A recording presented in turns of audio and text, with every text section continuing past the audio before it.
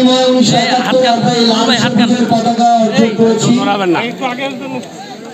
এই পতাকা আমাদের সার্বভৌমত্বের প্রতীক। আগামী বাংলাদেশে যদি কেউ আমাদের এই স্বাধীন পতাকাটিকে বাংলাদেশের সার্বভৌমত্বের দিকে আধিপত্যবাদের দৃষ্টিতে, শোষণের দৃষ্টিতে, স্বাধীনতাকে কুক্ষিগত করার দৃষ্টিতে বিন্দুমাত্র তাকানোর চেষ্টা করে, তাহলে 24-এর মতো আবারও আমরা ওই শকুনদেরকে রক্ত দিয়ে হোক, জীবন দিয়ে হোক আমরা মোকাবেলা করবো, প্রতিহত করবো।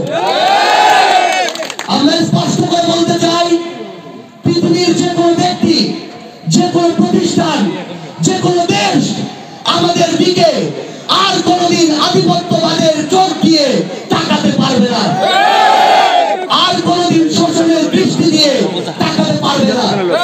এই বাংলাদেশে যতদিন মুক্তিকামী একজন বাংলাদেশ বেঁচে থাকবে, ততদিন এই স্বাধীন পতাকা পথ করে উঠবে।